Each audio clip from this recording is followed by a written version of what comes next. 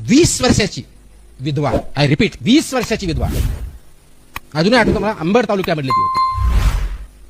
Just 2 वर्षापूर्वी तिचं लग्न झालेलं होतं. 10वी-12वी काहीतरी शिकलेली असेल. अनफॉर्च्युनेटली त्यांचे मिस्टर वाढले, त्यांचे सासरे पण वाढलेले आणि एक वयोवृद्ध सासू होती. जस्ट 2-3 महिन्याचं बाळ होतं. जस्ट इमॅजिन करा, how would she be living. माझ्याकडे मला करायचं म्हणायचं, 1 महिना मी घरापासून बाळाला घेऊन कसं राहू दूर. माझ्यासमोर प्रश्न पडला. आपण हा कार्यक्रम तर केलाय, 1 महिना औरंगाबादला राहायचंय.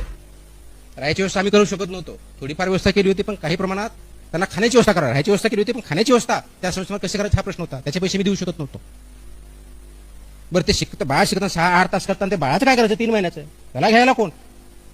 एक असे आणि कमीत कमी त्यावेळेस अशा 4-5 महिला होते, ते प्रश्न होता. पण मी ठरवलं नाही, तुम्हाला जर शिक्षण घ्यायचंय, एम्पॉवर व्हायचंय आणि तुम्हाला पुढे जायचं असेल, तुम्हाला तिथंच ट्रेनिंग करावं लागेल. कारण हबीब्सकडे जर ट्रेनिंग केलं नाही, तुम्हाला स्किल्स येणार नाहीत.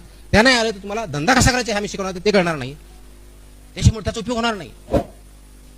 त्या माऊलीनं लक्षात ठेवा, त्या माऊलीने काय केलं, आणि त्या मुलीला त्या सासूला आपण हॅट्स ऑफ दिला पाहिजे.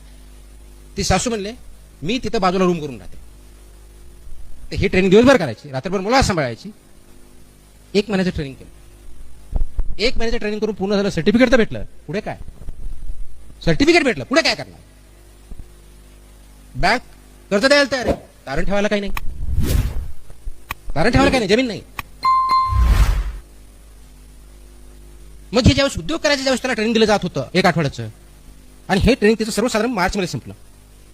आणि मग त्यांच्यामध्ये जी स्वतःची शक्ती जी आहे विचार करण्याची, त्यांनी ती वापरली. छोटासा किट त्यांनी विकत घेतला.